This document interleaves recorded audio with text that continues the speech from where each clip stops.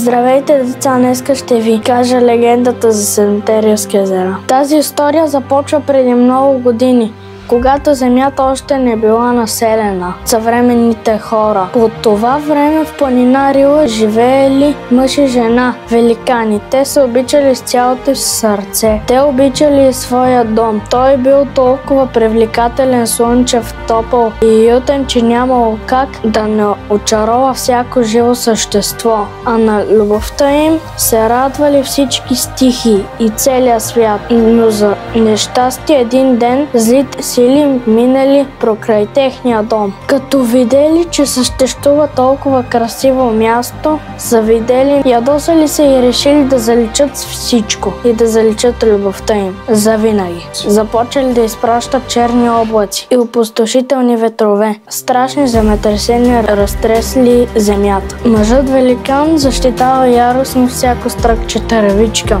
всяко малко поточе и цвете, бранил своята любима и отбива атаки на злите сили. Това обаче увеличило тяхната злоба и жестокост. Те били решени да завършат пътленото си дело до край. В една тежка битка младият великан пада убит. Доволни от постижението с злите стихии си тръгнали, оставяйки след себе си разчупени скали, опропастени до учени и една съсипана от скръб жена. Мъката на младата вдовица била толкова голяма, че сълзите й бликали без спир и се стичали по хребетите право до учените. Леели се и се събирали в тях. Образували се бистри езера, чистотата на които поразява всеки. Скъпи деца, надявам се да ви е харесала историята за Седемте рилски езера. Благодаря ви, аз бях Маргарит Ковачев. До скоро и до нови срещи!